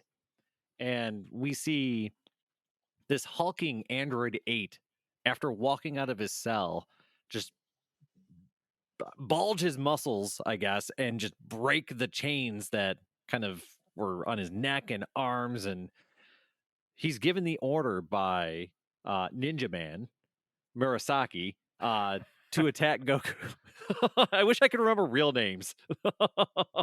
Ninja Man does, in fact, tell number eight to beat up Goku. And however, while number eight is clearly demonstrating his strength by breaking the chains on himself, he says that he does not want to hurt anyone. Yeah, he does not like violence. He'd rather not hurt Goku. And this just enrages Murasaki. And he screams at Android 8 for his defiance, and Android 8 even apologizes. We're getting this distinct impression that Android 8 is actually maybe a pacifist, but a super nice android. And we get this reveal that there was a bomb implanted inside Android 8, and he will be destroyed if he does not follow orders. Right. And this is going to feel familiar to anybody who's watched Dragon Ball Z, but Murasaki basically runs away from explosion distance with the remote in hand and gets ready to blow Android 8 sky high for disobeying his orders. However, Goku is not going to let this happen, and Goku attacks Murasaki, knocking the controller from his hand. Yeah, and with the controller knocked away and destroyed, actually, it's things are looking safe at this point. And Goku decides to just knock Murasaki clear to the other side of the room. And we get this brief scene with Goku and Android 8 kind of becoming friends in this really brief moment of encountering each other. Right. Yeah. I mean, Goku, uh, I guess in a way, they both saved each other's lives with Android 8 not wanting to fight Goku and then Goku destroying the controller to Android 8's bomb. Yeah. And Goku And kind of moves from his way there we get forward. Goku going off to the next floor, kind of leaving Android 8 to go be free and do whatever he wants. And we find out that the next floor is actually going to be a labyrinth. And Goku takes about 3 seconds to get lost in the labyrinth. And we find out that General White is actually controlling the walls in this maze, making it that much more difficult to leave. Right. And fortunately for Goku, Android 8 followed him up here, and Android 8 knows the layout of this floor. So he's going to help Goku find his way to the next floor. We find that this is technically floor 4.5. And while Goku and Android 8 move their way to the stairs that exit this floor, Android 8 finds a wall blocking their path, and he's kind of confused, saying like, "Hey, I know the layout of this floor." And so he goes around to another way that he thinks might lead them to the stairs, and he finds a wall in the way again. And we know that General White is moving this wall between the two pathways. So Android 8 tells Goku, "All right, let's go back the other way." And as Goku goes back the other way, Android 8 splits off and they both go down different paths so that the wall cannot block both pathways. Yeah, and we get this Goku and Android 8 come across the door kind of transitioning from blocking one side to the other, and they're both able to just barely slip by and actually make it to the other side of the labyrinth and to the stairs that lead up to the next level. And it was around this time while Goku and Android 8 were traveling together, Goku just kind of came up with a nickname for Android 8 and just started calling him Aider. And kind of this having a name brings joy and delight to Android 8. We see him kind of smile and enjoy having his own name. I really like this exchange because it not only humanizes Android 8, but it also, I mean, when somebody gives someone a nickname like that, it's kind of a clear indication of a friendship. So it also indicates that Ader now has a friend, which is really cool. Yeah, and it plays into the kind of pure heart of Goku where it's, no, that's not a name. I'm going to give you a name. Just how simple that is. Right. Yeah. I mean, it's simple, but it's important. It's impactful. I really like this exchange. This show can be wholesome at times. At times when we're not getting Goku Wiener, but you know, Yes. But anyway, speaking of Goku Wiener, actually, I don't think there's any in the next episode, but we there's are not, off. surprisingly. We are, well, we're in the winter place, so it's hard to draw that small. That's So right. we're off to episode 40. Now what, Goku? The hair raising Booyan. And we get, let's see. Oh, did I skip one? Uh No, this is the one. Shoot, I forgot how fast this kind of escalates towards the end here. yeah, it goes pretty quick. I think the only thing that we see is that Goku basically I think a couple of details we might have skipped is that Yes. Goku basically bypasses the fifth floor and goes up to the command room on the sixth floor and runs into General White. At which point, Goku demands that General White give up the village chief or release him. And as Goku steps into the room, General White activates a trap door, dropping Goku and Ader into the fifth floor, which I think that is where kind of our episode 40 begins. That is, you're absolutely right. I forgot that at the very end, Goku and Ader get dumped into this kind of trap floor, is what I'm going to call it. Yeah. And so now, what, Goku? The hair raising Booyan, episode 40. Um, Goku and Ader, they tumble to the fifth floor. Bones are scattered throughout the dimly lit room, and a wall is raised to reveal a giant, scaly, pink meat eating monster with fanged teeth and a long green tongue. Booyan is the monster's name. Yeah.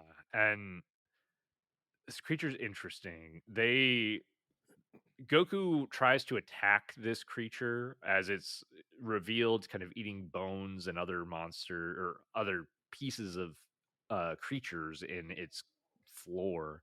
However, Goku's attacks don't seem to work against its elastic and stretchy body. It just seems to absorb all of his attacks. Yeah, and we get Goku kind of getting puzzled for a moment over the fact that he can't really hurt this monster. And not only does the monster have a good defense in its blubber or elasticity, um, it's able to channel electricity in its antenna and it actually fires it at Goku, reminding me a lot of when Roshi did it to Goku in the martial arts tournament. And Goku is kind of lifted up in the air and he's being electrocuted and his hair is going in all directions. And after being electrocuted for, well, way longer than any normal human could survive, Goku drops to the floor and is kind of dazed and kind of out of it at this point. Yeah, and with Goku stunned like this, Booyan grabs Goku and shoves him into his giant toothy maw, trying to eat him. And Goku, however, with inhuman strength, pushes the jaw open of Booyan and is just barely able to hop out of the mouth and escape death's grasp. That blew my mind because they actually showed him chewing on Goku before trying to swallow him. I was like, oh my God. Oh, well, no, Goku's fine. Okay. Yeah, yeah, it's kind of frightening, but I mean, I mean, we've seen Goku get shot, I guess. So I guess the teeth don't do much. But after fighting his way outside of Booyan's massive maw, the battle just continues, and Goku's dodging these electrical attacks, and he's getting pushed back, and he just is sort of running out of options. So he kicks it over to his tried and true solves all problems move, the Kamehameha wave. And we see Goku charge it up, and he blasts it at Booyan. And once again, this attack just bounces off of the incredible mass of Booyan, colliding with the wall and just kind of not really harming Booyan at all. Yeah, I like this a lot because I think this is the first time we've seen the Kamehameha be ineffective. So, like you said, this is kind of Goku's go to win button almost. And this is the first time where it's not going to give him the fight. He has to come up with something witty and intuitive to figure out how to solve this problem. Yeah, and uh Goku kicks his brain into overdrive and he thinks about where he's at and the freezing weather, and that's when he comes to the conclusion that he's going to break a hole in the room and let in the freezing weather to freeze the monster he's fighting.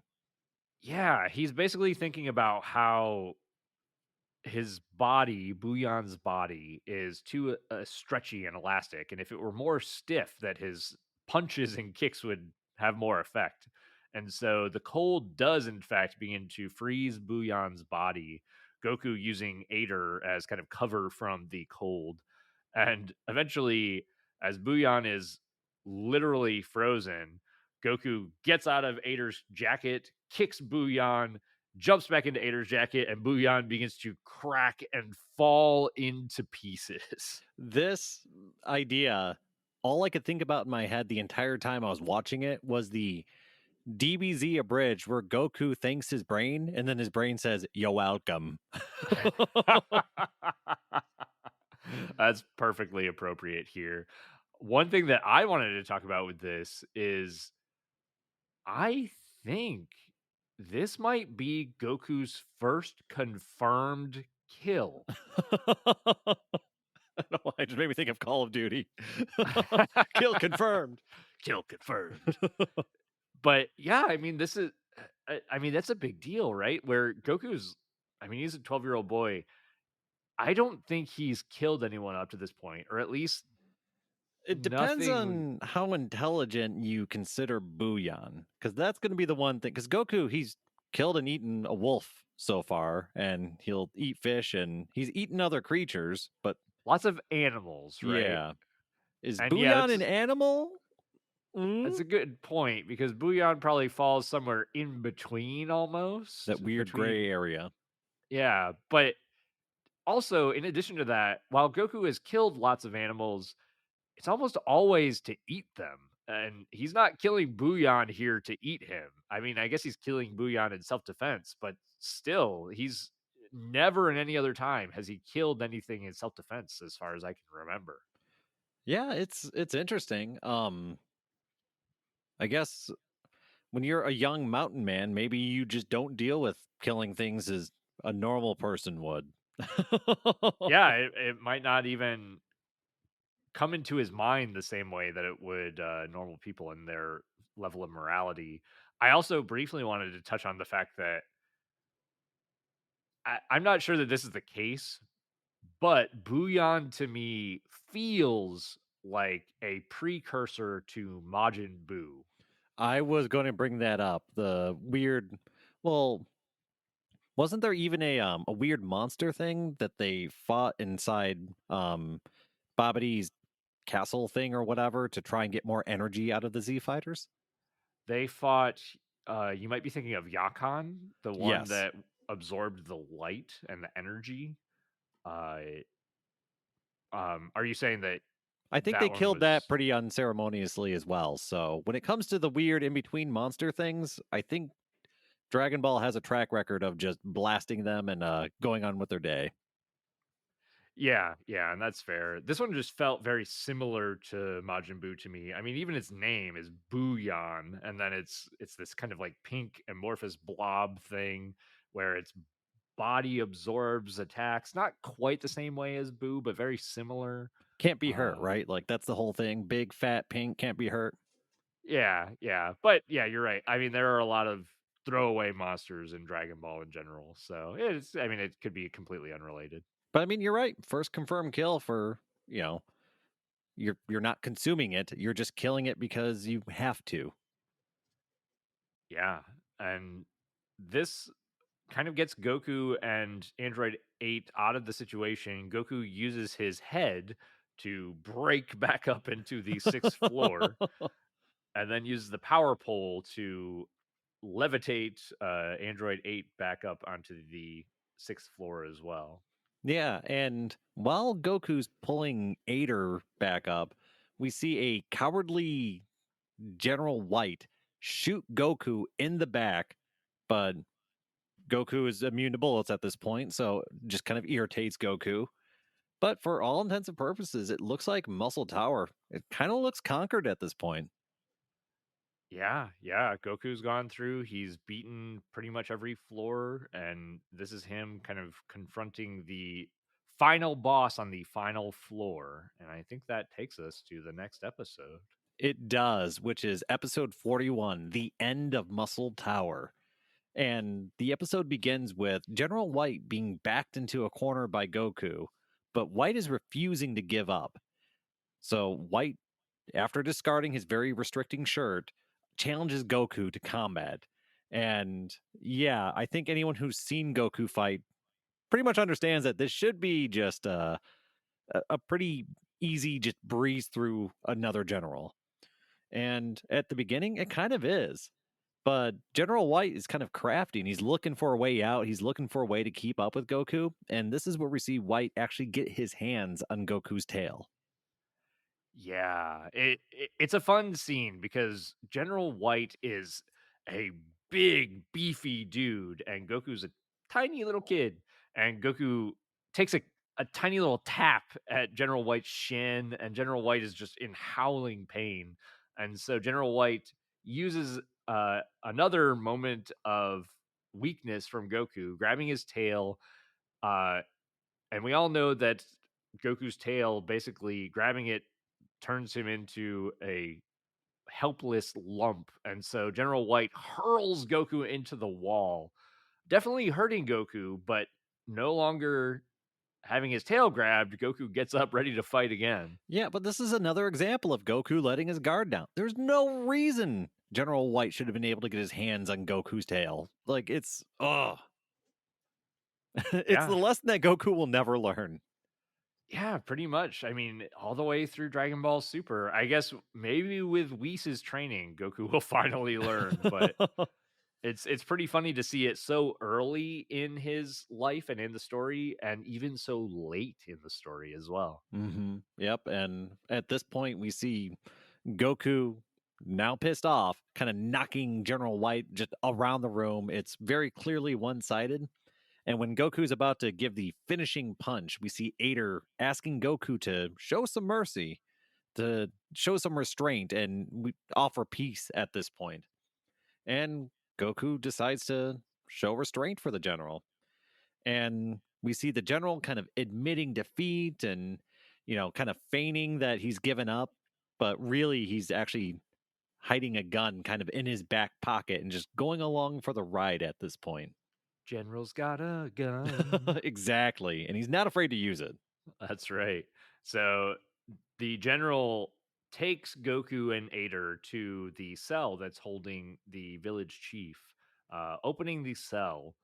And as the village chief goes to leave the cell, General White grabs the chief, points the gun to his head, and now has the chief as leverage so that he can escape.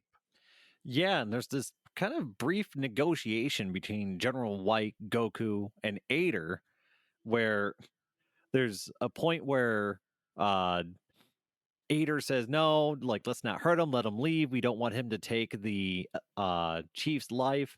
And then the chief responds with, I don't care. I want you to rip his bones from his body. I don't care what happens to me. There's this kind of, I guess, violent side to the village chief that you don't expect for just a moment, though. Then the I thought chief, that was then the chief remembers that he actually does really like his life. Yeah, I thought that was hilarious. I was like, "Oh, damn, this chief is hardcore." It's like, I love it. I love this man deserves to be chief.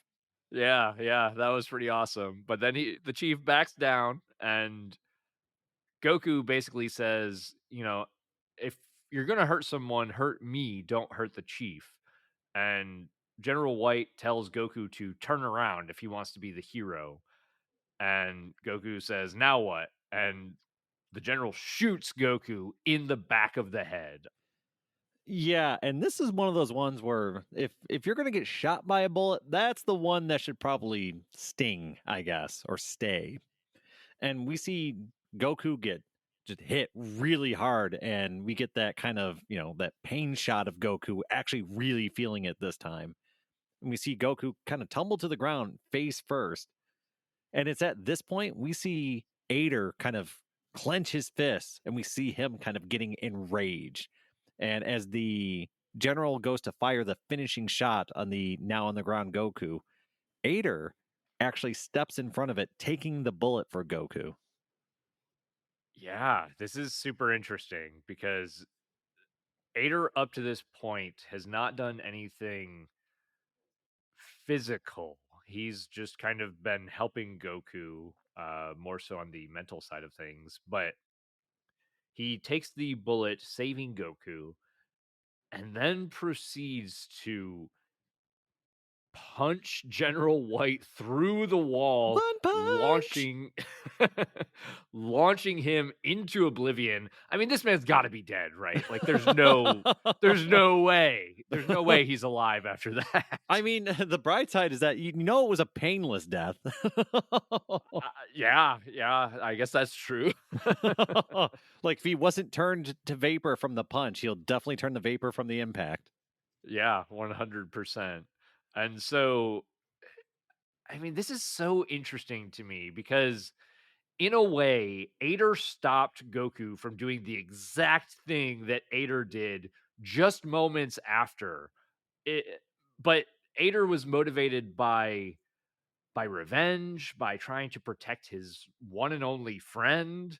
Like it's such a strange. I feel like this episode plays with themes in such a strange way because we're here for this. We're here for the fighting. We want to see the fighting. Mhm. And honestly, Ader continually saying like, "No, don't fight." It was kind of getting on my nerves a little bit. But then Ader just murders this guy. Yes. So finally, he learns the lesson that fighting is good and you should always do it. And that's what Always I take fight, away from, yeah, kids. always fight, never back down.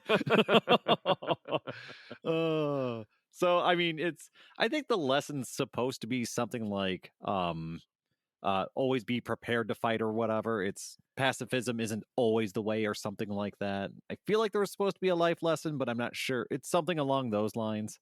Yeah, and I would agree. I actually put a note comparing this to Dragon Ball Z Abridged in the Cell Saga when Gohan is fighting against Cell.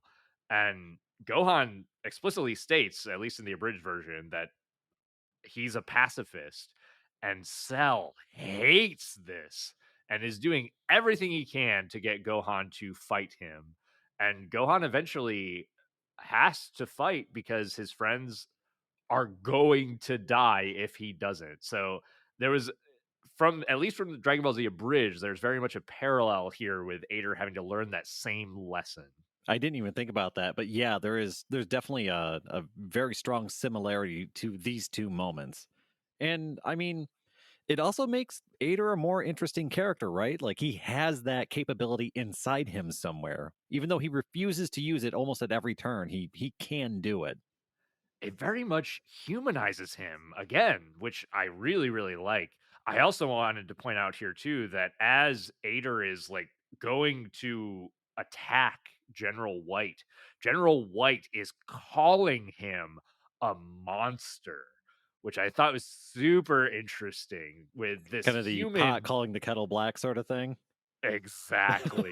I was like, oh, that's so good. It is very good. I do love it. It's fun. It's a lot of fun. And I think that's what a lot of the adventure has been up to this point is just it makes you think a little bit. It turns some tropes on their heads. And that's exactly what this has done right here. Yeah, yeah, 100%. I think that pretty much takes us to the next episode here, though. Um so Did we the end miss a of this detail? episode starts kind of the wrap up. Goku is once again immune to bullets and stirs back to life. Ah, yes. And we get Ader and the village chief carrying Goku from the tower. But on their way out, we see Ader using his robo fists to tear apart the base of the tower, causing it to collapse. And I think this is a very symbolic moment because it kind of represents the end of the red ribbon reign in the area. Yeah, and this is I'm glad that you remember this part because this is important not only for Goku but also for Ader because while Goku was the one who largely defeated the bosses or the majority of the army, Ader not only delivered the final blow to General White, but Ader also took down the tower where he was created and basically Chained up for his whole forced, life. yeah, yeah, captive and kind of forced to do, or at least potentially forced to do harm to others.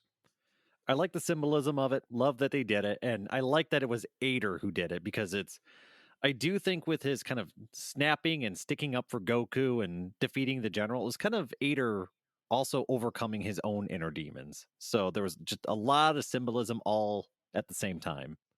Yeah, it's great writing. Akira Toriyama here did a fantastic job with the theming, and I really like that part.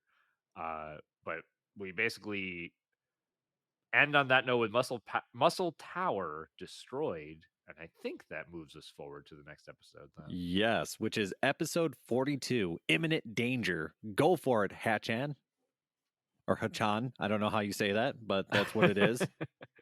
yes, and this I think is going to be our last episode that we cover, and this is going to kind of tie up all the loose ends here, where the village chief, Goku and Ader arrive at Sano's house.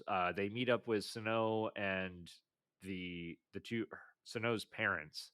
Goku basically gets a chance to eat food, recuperate a little bit, and the village chief offers for both Goku and Ader to live in the village with them, but they both have their reservations about this. Yeah, it's I believe also revealed that Ader's been holding on to the Dragon Ball that the Red Ribbon Army has been searching for this whole time.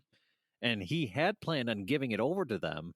But once he found out that after they retrieved the Dragon Ball from the area, they were going to destroy the entire village and probably murder everybody before they left.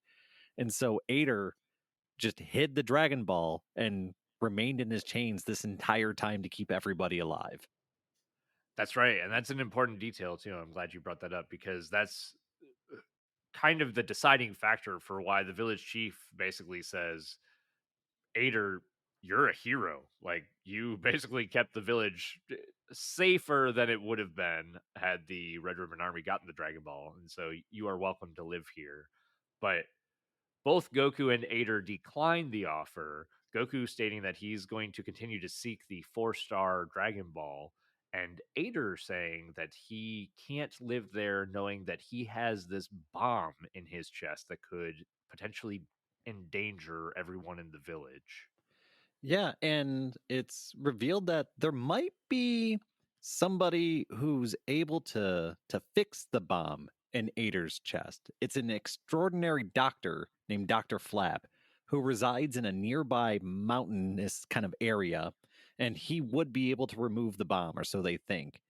And Suno mentions that she's visited Dr. Flap before and that she can guide Ader and Goku to where Dr. Flap lives. And so they decide that in the morning they're going to saddle up and all head off in that direction. Right. Also, Goku's Dragon Radar is broken. That's an important detail because they state that maybe Dr. Flap can help with the Dragon Radar as well. And so, as Goku, Ader, and Suno travel to Dr. Flap's, we find that Murasaki is still alive and has risen from the rubble of Muscle Tower. And he is tracking our heroes on their way to visit Dr. Flap. Yes, and he's breaking out some of his old techniques. Well, not very old, but the techniques we know, such as the hiding in front of a tree with the blanket. And it works so well that Goku's not even able to see through his disguise. And so we get a scene with Goku relieving himself on Murasaki as he's hidden up against a tree. He can't see through it, but he can certainly piss through it. I did enjoy that when he removed the blanket after Goku went away. His pants were actually steaming from the pee on them. I thought that was a great touch. It was a really good detail, honestly. Murasaki was pissed off. Anyway, so the three make it to Dr. Flat.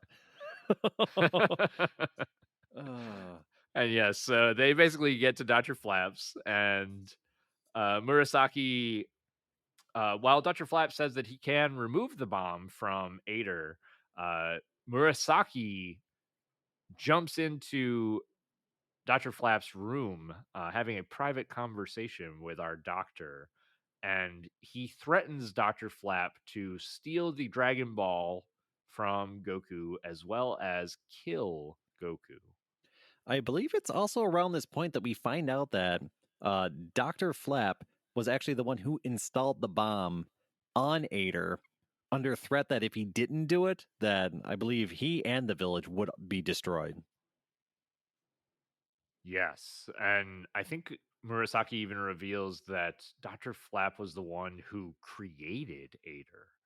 And so Dr. Flap was working with the Red Ribbon Army. However, he did not reveal that information to our heroes. And however, at that point, Sano goes to check on Dr. Flap, kind of interrupting the powwow with Murasaki. And Murasaki uses Sano as leverage, threatening her to get Dr. Flap to cooperate. Yeah, and so Dr. Flap kind of reluctantly goes down to where Goku is now napping and steals the two Dragon Balls in a little knapsack off of Goku's hip.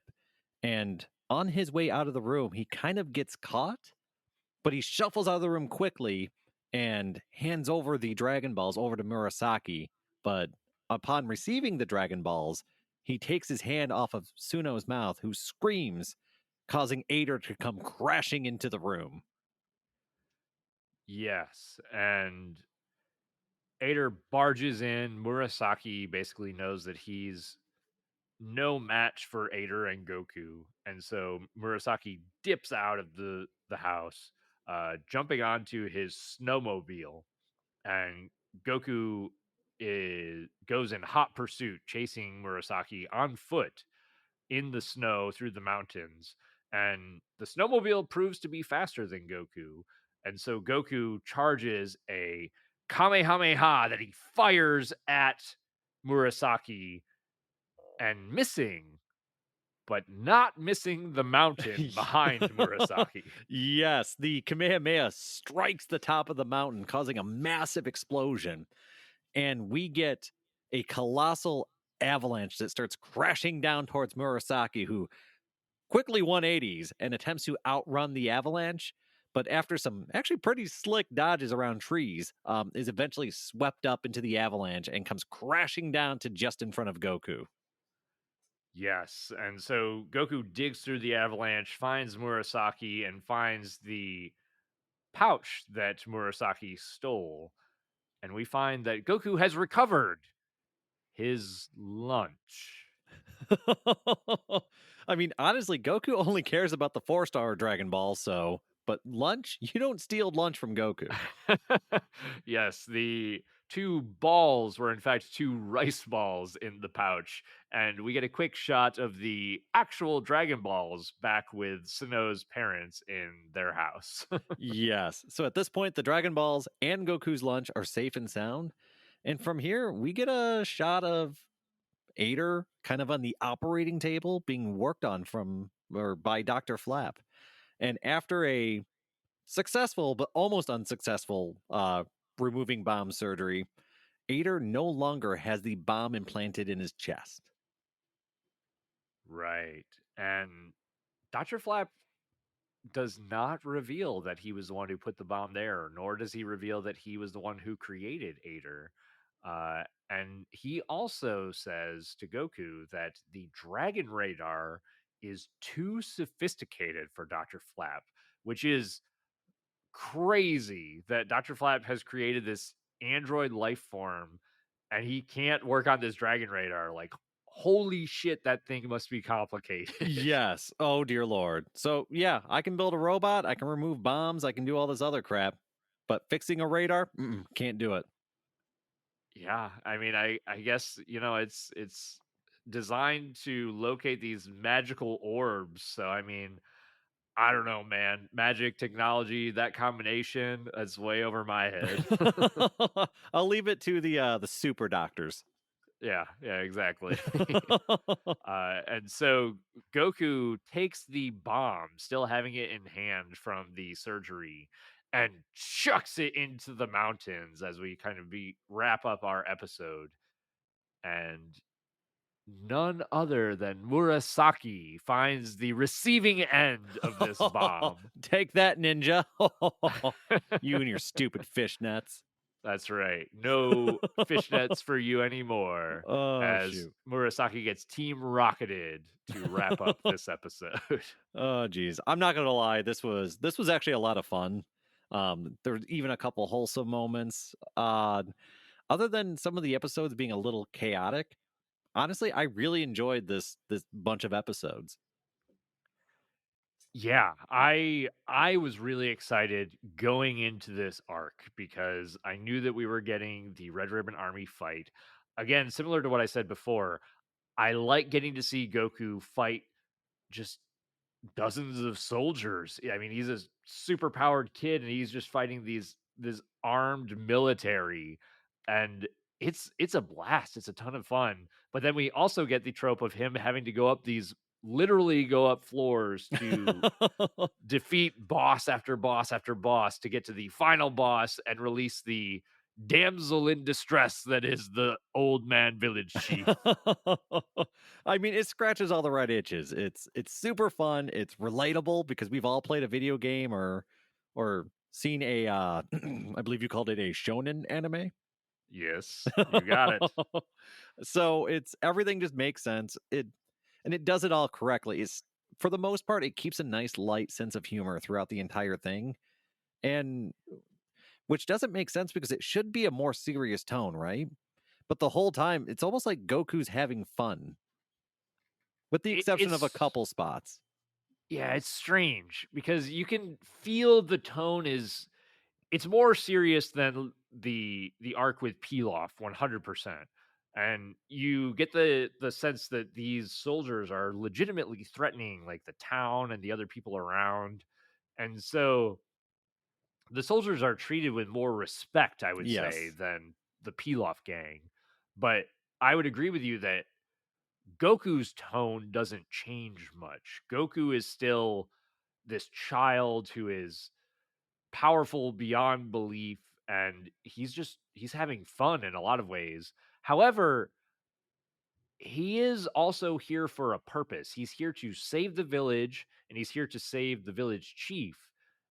And he also ends up getting the additional goal of saving Android 8.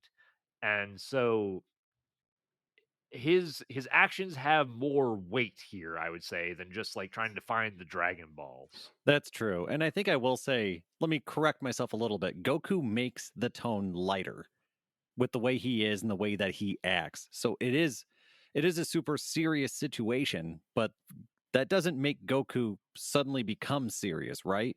He's always kind of having that childhood mentality of I'm just going to push through it. I'm going to do the right thing and that and there's plenty of comical like his head getting smashed against the wall and then you get like the instrumental dropping down from the walls and stuff like that. So it they take what is definitely a very serious situation and they add like a light spin to it. I think that's a good way to describe it. I think Goku offers a lot of the levity in this serious situation.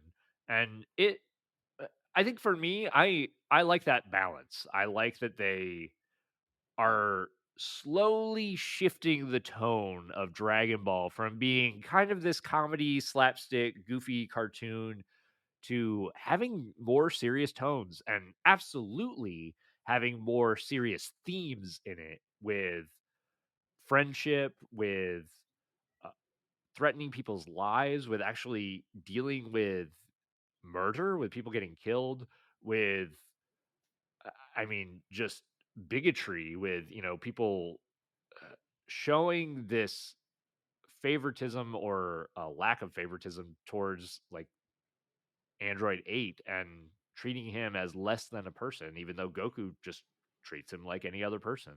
Admittedly, the Red Ribbon Army treats everybody who's not the Red Ribbon Army like they're not people. Yeah, that's a good point. And the village is almost like a town that's under occupation right now. They are experiencing, I guess, an invasive force that's got them completely under boot and heel.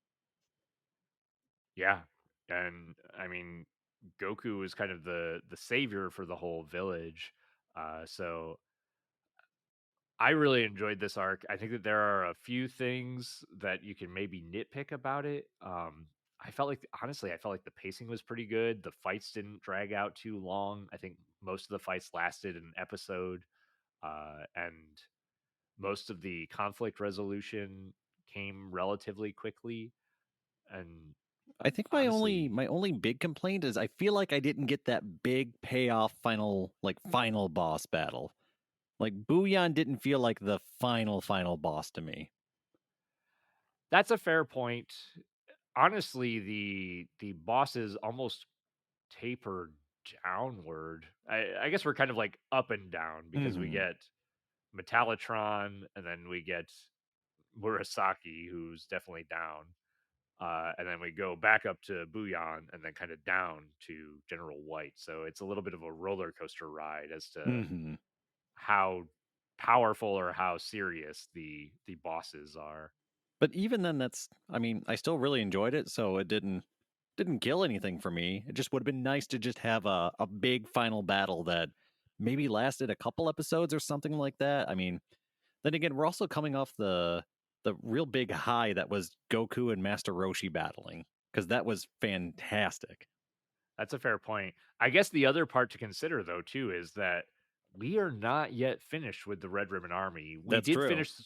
We finished the Muscle Tower, so the Muscle Tower didn't give us that kind of climactic ending, but we've got a lot of Red Ribbon Army to cover still. Okay, well, all right. Well, my excitement's back up. So yeah, I really like this arc. I'm excited to continue the Red Ribbon Army arc.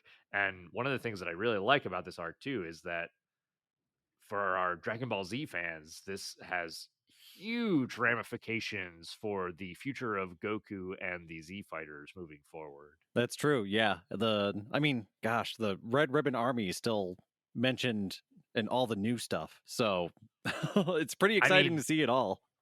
even with the new movie coming out in the next couple of months, the bad guy for the new movie is the Red Ribbon Army. So Oh, that's fantastic. All right. Once we get deeper into the Red Ribbon lore, I can start criticizing all the new stuff. It's going to be great. I can't wait to complain like a professional.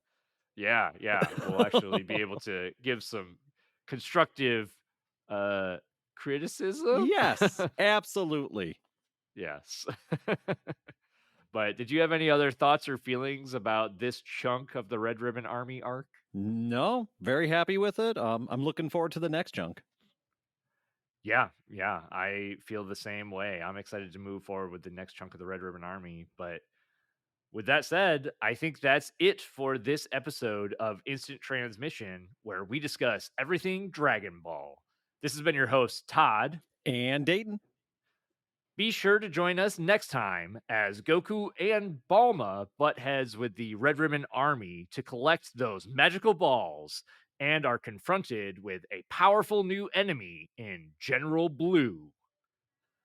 Will Balma's true love show himself within the Red Ribbon Army? Is blue the color that does Goku in for good? How does Krillin keep his head so shiny? Find out next time. And to all our fellow Dragon Ball fans, stay safe out there and remember to keep rocking the dragon.